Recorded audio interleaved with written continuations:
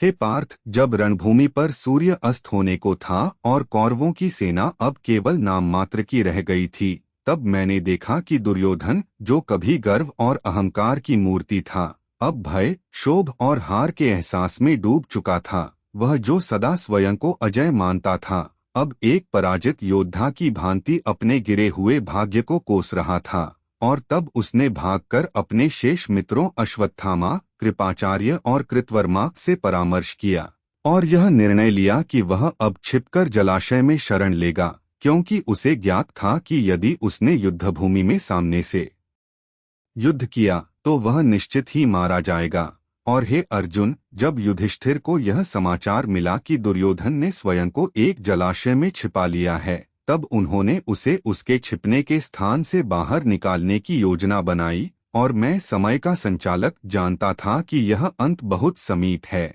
और अब धर्मराज युधिष्ठिर ने दुर्योधन को चुनौती दी कि यदि उसमें साहस शेष है तो वह बाहर आकर मल्ल युद्ध करे, क्योंकि पांडवों में से कोई भी एक योद्धा उसके साथ अंतिम युद्ध लड़ेगा। और जब दुर्योधन बाहर आया, उसके नेत्रों में अब भी घृणा और ममोह का ज्वाला थी। उसने कहा, मैं अपने गदा युद्ध कौशल में अजेय हूँ और कोई भी पांडव मुझे पराजित नहीं कर सकता। और तब भीम, जो सदा से प्रतिज्ञाबद्ध थे कि वे दुर्योधन की जंघाओं को तोड़ेंगे, उस अपमान का बदला लेने के लिए जो द्रौपदी को भरी सभा में मिला था, उन्होंने यह युद्ध स्वीकार किया। और हे पार्थ, वह दृश्य भी अत्यंत अद्भुत था, क्योंकि दो गदायुद्ध के महाप्रतापी योद्धा भीम और दुर्योधन जब आमने सामने हुए तो धरती की धड़कन तेज हो गई और देवताओं ने भी ऊपर से पुष्पवर्षा और दृष्टिपात करके उस युद्ध को देखा, जहां दोनों अपने पराक्रम और वेग से एक दूसरे पर प्रहार कर रहे थे।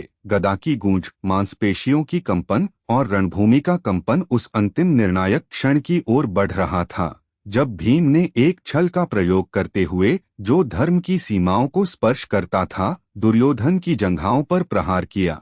और वह राक्षसकुल का अभिमानी सेनानायक भूमि पर गिर पड़ा। उसकी जंघाएं चूर्ण चूर्ण हो चुकी थीं और वह कराहते हुए कह उठा, हे भीम, यह अधर्म है। और युधिष्ठिर भी क्षण भर के लिए व्याकुल हुए, परंतु मैं, श्री कृष्ण, जो समय का पूर्ण गवाह हूँ, मैंने उन्हें शांत करते हुए कहा, हे धर्मराज, यह वही दुर्योधन है जिसने द्रौपदी को अपमानित किया, पांडवों को वनवास दिलवाया और युद्ध की आग में समस्त आर्यावर्त को झोंक दिया। आज उसका अंत उसकी करनी का फल है। और जब दुर्योधन पीड़ा से तड़प रहा था, तभी अश्वत्थामा, जो अब भी क्रोध और प्रतिशोध की अग्नि में जल रहा था, उसने रात्रि के अंधकार में आकर एक और अनर्थ कर डाला। उसने कृपाचार्य और कृतवर्मा के साथ मिलकर पांडवों के शिविर पर आक्रमण किया और पांचों उपपांडवों द्रौपदी के पुत्रों को, जो नींद में थे, निर्ममता से मार डाला। वह सोचता था कि उसने पांडवों की हत्या कर दी है, परंतु जब उसे ज्ञात हुआ कि वे केवल उनके पुत्र थे, तब भी उसने कोई पछतावा नहीं किया।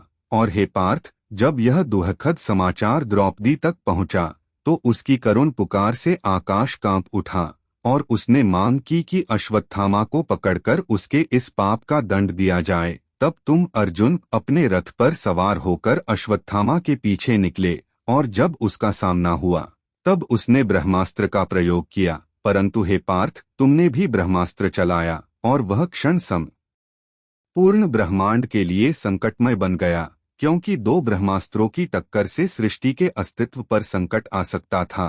तब मैंने, श्री कृष्ण, हस्तक्षेप किया और तुमसे कहा कि अपने ब्रह्मास्त्र को लौटा लो, जिसे तुमने अपने तप और संयम से नियंत्रित किया। परंतु अश्वत्थामा, जो अब विवेकहीन हो चुका था, वह अपने अस्त्र को नहीं लौटा सका और उसने उसे गर्भवती उत्तरा के गर्भ की ओर मोड़ दिया, ताकि पांडव वंश का पूर्ण नाश हो जाए।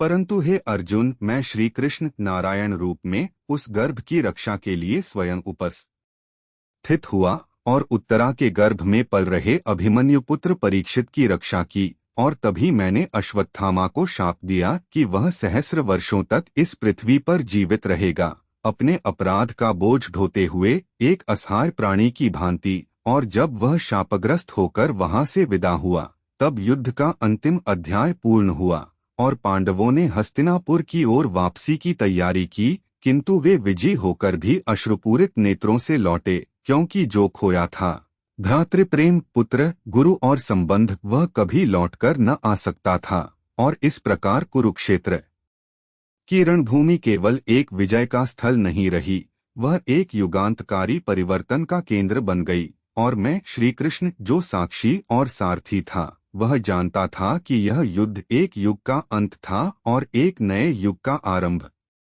हे पार्थ, जब युद्ध समाप्त हुआ और विजय का ध्वज पांडवों के रथ पर फहराने लगा, तब भी हृदयों में आनंद की जगह शोक और शून्यता का साम्राज्य था, क्योंकि यह युद्ध कोई सामान्य विजय नहीं थी। यह वह महान युद्ध था जिसने बंधुत्व, मित्रता, गुरुत्व और समस्त आर्य परंपराओं को रक्तरंजित कर दिया था। और जब तुम सब हस्तिनापुर लौटे, तब वृद्ध भीष्म पितामह अब भी शरशय्या पर समय की प्रतीक्षा कर रहे थे। सूर्य के उत्तरायण होने का क्षण उनके प्राण त्यागने की अनुमति का प्रतीक था। और हे अर्जुन, जब हम सब उनके समीप पहुँचे, तब उन्हें अपनी श्वासों के मध्य जो वाणी दी, वह केवल उपदेश नहीं था, वह धर्म, राज्य और जीवन का पूर्ण सार था। उन्होंने युधिष्ठिर को राजा के धर्म का स्मरण कराया, न्याय की व्याख्या दी, प्रजा के प्रति दायित्व समझाया और स्त्री, वृद्ध, ब्राह्मण, बालक सभी के प्रति सहिष्णुता और करुणा की भावना का पाठ पढ़ाया। उनका उपदेश समय को बांध देने वाला था। और मैंने स्वयं युधिष्ठिर से कहा, हे धर्मराज, तुम्हारा राज्य तब सफल होगा जब तुम पितामह के इन वचनों को आत्मसात करोगे। और जैसे ही सूर्य उत्तरायण हुआ, पितामह ने अपनी दृष्टि आकाश की ओर उठाई और एक दीप्तिमान मुस्कान के साथ प्राण त्याग दिए। और वह क्षण संपूर्ण कुरुवंश के लिए एक युग का अवसान था, क्योंकि भीष्म, जो जन्म से ही प्रतिज्ञा और धर्म के प्रतीक थे, जिन्होंने अपने जीवन को कुल की रक्षा के लिए त्याग दिया, उन्होंने अंतिम बार सबको धर्म का दीप दिखाकर इस संसार से विदा ली। और जब उनका दाह संस्कार हुआ, उस धुएं में केवल चिता नहीं जली, उसमें एक युग, एक परंपरा, एक आदर्श भी भस्म हुआ। और अब युधिष्ठिर का राज्याभिषेक निश्चित हुआ। परंतु हे पार्थ, युधिष्ठिर उस विजय को लेकर हर्षित नहीं थे, बल्कि अपने हृदय में वह एक गहन अपराध बोध लिए हुए थे। उन्हें लगता था कि वह समस्त नरसंहार के उत्तरदायी हैं। और तब मैंने उन्हें ज्ञान दिया, हे धर्मराज, यह युद्ध तुम्हारी इच्छा से नहीं, समय की गति से हुआ है। तुम केवल एक साधन थे उस धर्म स्थापना के लिए जो इस पृथ्वी पर आवश्यक हो गई थी। और फिर भी जब उन्होंने राजगद्दी पर बैठना स्वीकार किया, तो वह केवल एक राजा नहीं बने, वह एक तपस्वी की भांति न्याय और करुणा से युक्त सम्राट बने। और हस्तिनापुर के प्रत्येक कोने में न्याय की गूंज सुनाई देने लगी। परंतु हे पार्थ, जीवन की गति कभी स्थिर नहीं रहती। और जब राज्य पुनः सुव्यवस्थित होने लगा, तभी विदुर ने संन्यास लिया और वन की ओर प्रस्थान किया। धृतराष्ट्र, गांधारी और कुंती भी जीवन की नश्वरता को समझते हुए वनवास को प्राप्त हुए। और जब पांडवों ने उनसे विदा ली, वह क्षण अत्यंत भावुक था, क्योंकि कुंती, जो मातृत्व का आदर्श थी, अपने पुत्रों से अंतिम विदा ले रही थी। और वह विदा केवल शारीरिक नहीं, आत्मिक थी। और हे पार्थ, जब तुम्हारे नेत्रों में अश्रु थे, तब मैंने कहा, वियोग ही संसार का सत्य है, परंतु प्रेम उस सत्य की अमरता है। और जब वे वन में तप करने लगे, तब प्रकृति भी उनके तप को प्रणाम करती प्रतीत होती थी। परंतु नियति ने उन्हें भी शांति न दी, क्योंकि एक दिन वनों में दाह से तीनों, धृतराष्ट्र, गांधारी और कुंती, अग्निदाह में जलकर स्वर्ग को प्राप्त हुए। और जब यह समाचार हस्तिनापुर पहुंचा, तब संपूर्ण राज्य एक बार फिर शोक में डूब गया। और युधिष्ठिर, जो बाह्य रूप से राजा थे, भीतर से पुनः एक त्यागी हो उठे। और तब, हे अर्जुन, तुमने भी अपने जीवन के कर्मों पर विचार करना आरंभ किया। तुम्हारा मन अब युद्ध, विजय और अस्त्रों से विमुख होकर आत्मा की ओर बढ़ चला, क्योंकि अब तुम्हें ज्ञात था कि जीवन का अंतिम ध्येय केवल राज और वैभव नहीं, आत्मज्ञान और सेवा है। और तब हम सबने यह निर्णय लिया कि जब तक परीक्षित, अभिमन्यु का पुत्र, योग्य हो न जाए, तब तक हम राज्य की रक्षा करेंगे। परंतु एक दिन मेरे स्वयं के प्राणांत की वेला भी समीप आई, क्योंकि यदुवंश में विनाश की भविष्यवाणी पूर्ण होनी थी। और मैंने देखा कि मेरे कुल में गर्व और मद के बीज पनपने लगे थे।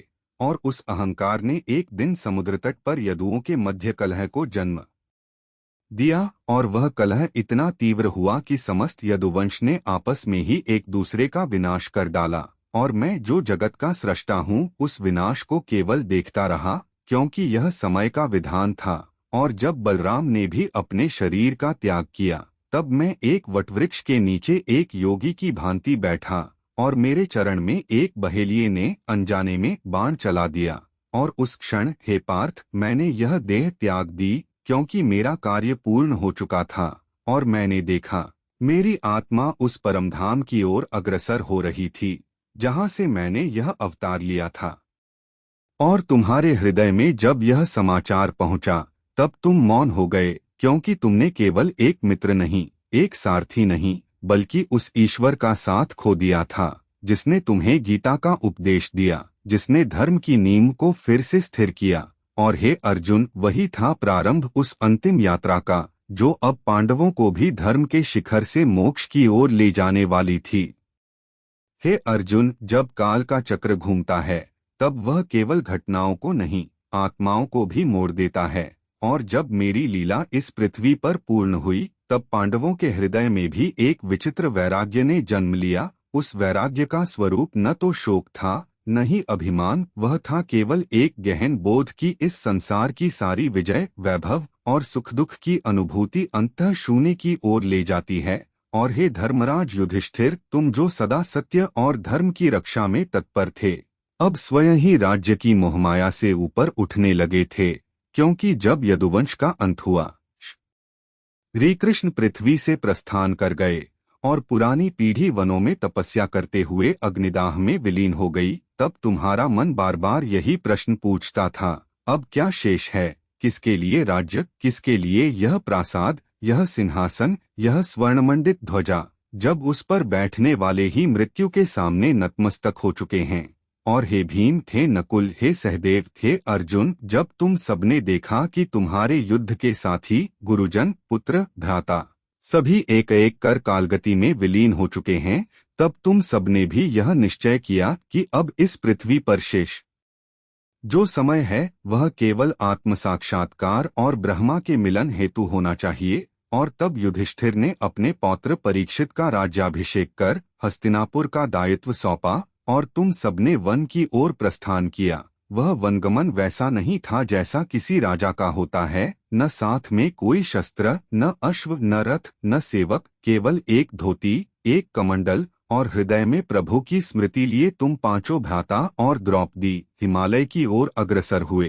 तुम्हारे पीछे राजपथ पर खड़ी रही हस्तिनापुर की प्रजा, जिनके नेत्रों में अश्रु थे परंतु हृदय में गर्व कि उनके राजा केवल राज्य के नहीं बल्कि आत्मा के भी विजेता हैं। और वह यात्रा जो कभी कुरुक्षेत्र के रणभूमि से शुरू हुई थी, अब हिमालय के शिखरों की ओर चली, जहां केवल शांति, तप और ब्रह्मानंद का वास होता है। और हे पार्थ, वह मार्ग कठिन था, बर्फ से ढका हुआ, जीवन के लिए संकटमय, परंतु तुम्हारे मन अब इन कठिनाइयों से परे थे। तुम सब उस अद्वितीय लक्ष्य की ओर जा रहे थे, जहां आत्मा देह से विमुक्त हो और परम सत्य में विलीन हो। और उस मार्ग में जब द्रौपदी गिरी, तब युधिष्ठिर ने पीछे मुड़कर देखा तक नहीं, क्योंकि वह जान गए थे कि मोह में पड़ना अब मृत्यु का अपमान है। और उन्होंने कहा, द्रौपदी का पतन उसके जीवन में अर्जुन के प्रति विशेष स्नेह का परिणाम है, जबकि 5 पतियों के प्रति उसका भाव समान न था। और जब सहदेव, नकुल, फिर भीम और अंत में तुम, हे अर्जुन, भी धरती पर गिरे, तब युधिष्ठिर बिना रुके अकेले उस मार्ग पर चलते रहे। और जब इंद्र स्वयं अपने विमान में प्रकट हुए और उन्हें स्वर्ग ले जाने को आमंत्रित किया, तब उन्होंने केवल एक प्रश्न पूछा, क्या मेरे भाई और द्रौपदी वहां होंगे? और जब उन्हें बताया गया कि वे सब स्वर्ग में हैं, तब उन्होंने विमान में प्रवेश किया। और जब स्वर्ग पहुंचे, तब उन्होंने वहां दुर्योधन को देखा। तब उन्होंने आश्चर्य प्रकट किया, यह कैसे संभव है? और तब उन्हें यमराज ने वह मार्ग दिखाया जहां उनके भ्राता, द्रौपदी और मित्र कष्ट में थे। और युधिष्ठिर ने कहा, यदि मेरे प्रिय वहां हैं तो मैं भी वहीं रहूंगा। और तब ही स्वर्ग की माया समाप्त हुई और सब सामने आया। यह तो युधिष्ठिर की अंतिम परीक्षा थी और वह उसमें उत्तीर्ण हुए। क्योंकि वह केवल न्यायप्रिय नहीं, त्याग और करुणा से भी परिपूर्ण थे। और तब समस्त पांडव द्रौपदी सहित स्वर्ग में स्थान प्राप्त करते हैं। और हे अर्जुन, वह स्वर्ग केवल देवलोक नहीं, वह ब्रह्मा की पूर्णता का अनुभव है, जहाँ आत्मा न पुनर्जन्म चाहती है न मुक्ति, वह केवल उस अद्वितीय शांति में स्थित हो जाती है। और हे पार्थ, वही थी महाभारत की पूर्णता, वह यात्रा जो जन्म, कर्म, युद्ध, विजय, त्याग, तप और अंततः आत्म साक्षात्कार तक पहुंची। और यही थी मेरी गीता, यही था मेरा संदेश। कर्म करो, फल की चिंता मत करो, क्योंकि हर आत्मा अपनी यात्रा में ब्रह्मा की ओर ही अग्रसर है। और हे अर्जुन, जो इस कथा को श्रवण करता है वह केवल कथा नहीं सुनता, वह स्वयं उस यात्रा में सहभागी हो जाता है। वह अपने भीतर के कुरुक्षेत्र को पहचानता है, अपने रथ का सारथी मुझे बनाता है। और जब वह मुझे आत्मा में स्थित करता है तब न युद्ध भयावह लगता है न त्याग कष्टप्रद, तब सब कुछ सहज हो जाता है, क्योंकि तब मैं उसके मन, बुद्धि और आत्मा का अधिपति हो जाता हूँ। और यही है मेरी अंतिम वाणी, हे जीव, जो तू मुझे जान ले तो फिर कुछ जानना शेष नहीं। हे अर्जुन, जब मैं यह लीला रचता हूँ तब केवल मानव ही नहीं, देवता भी चकित होते हैं, क्योंकि यह महाभारत केवल एक युद्ध नहीं था, यह आत्मा की उस गहन यात्रा का प्रतीक था, जिसमें हर पात्र, हर निर्णय, हर क्लेश एक व्यापक सत्य को प्रकट करता है। और जब तुमने मुझे कुरुक्षेत्र के मध्य में अपना सारथी बनाया तब वह रथ केवल युद्ध का यान नहीं था, वह जीवन का प्रतीक था। जहाँ घोड़े इंद्रियों के प्रतीक थे, लगाम मन का, सारथी आत्मा का, और वह युद्धात्मा और अज्ञान के मध्य था। और जब मैंने तुम्हें गीता सुनाई तब वह केवल उपदेश नहीं था, वह ब्रह्मा का साक्षात प्रकाश था। और हे पार्थ, आज जब तुम मुझसे फिर से यह कथा सुनना चाहते हो तब जान लो कि यह केवल अतीत की स्मृति नहीं, यह वर्तमान का जागरण है, क्योंकि यह कथा कालातीत है। और जब धृतराष्ट्र ने संजय से वह युद्ध देखा तब उसका अंधापन केवल नेत्रों का नहीं था, वह भीतर की दृष्टिहीनता थी। और जब दुर्योधन ने सत्ता के मोह में न्याय का त्याग किया तब वह केवल शत्रु नहीं बना, वह उस अज्ञान का प्रतीक बन गया जो आत्मा को बांधता है। और जब पितामह भीष्म ने सत्य को जानकर भी हस्तिनापुर की सेवा की शपथ नहीं तोड़ी तब वह धर्म और कर्तव्य के बीच के द्वंद्व का प्रतिनिधित्व करने लगे। और जब द्रोणाचार्य ने अर्जुन को ब्रह्मास्त्र का ज्ञान दिया परंतु अश्वत्थामा को भी उसी शक्ति से युक्त किया, तब वह ज्ञान के अंध उपयोग का भयावह रूप बन गया। और जब कर्ण ने सूर्यपुत्र होते हुए भी सदा त्याग किया और अंत तक दानवीर कहलाया तब वह उस कर्मयोग का आदर्श बना जो जन्म से नहीं कर्म से श्रेष्ठता पाता है। और हे अर्जुन, जब द्रौपदी ने पांचाल की सभा में स्वयंवर में तुम्हें चुना तब वह नारी के उस आत्मबल की प्रतीक बनी जो समय आने पर न्याय की पुकार बनती है। और जब उसे दुर्योधन की सभा में अपमानित किया गया तब वह युद्ध की चिंगारी बनकर समस्त धर्म को झकझोर गई। और जब विदुर जैसे ज्ञानी ने भीष्म, द्रोण और धृतराष्ट्र को चेताया तब उन्होंने केवल अपनी सीमाओं में बंधे रहने का निर्णय लिया। और यही वह क्षण था जब अधर्म ने धर्म को खुली चुनौती दी। और तब मैं, योगेश्वर, लीला में उतर आया और मैंने यह नहीं देखा कि कौन मेरा भक्त है, कौन मेरा शत्रु, मैंने केवल देखा कि कौन सत्य के साथ है।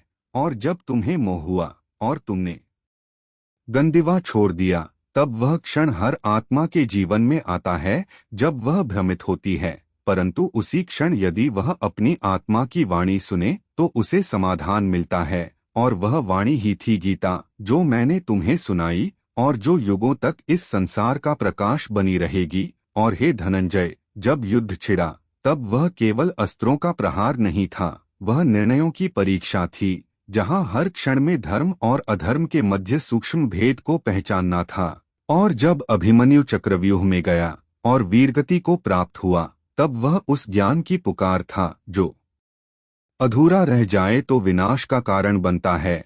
और जब अश्वत्थामा ने रात्रि में सोते हुए उपद्रव मचाया तब वह उस अधर्म का चरम था जो भय और घृणा से जन्म लेता है। और जब भीम ने दुर्योधन की जंघा तोड़ी तब वह न्याय की आग थी जो अत्याचार के अंत तक जलती रहती है।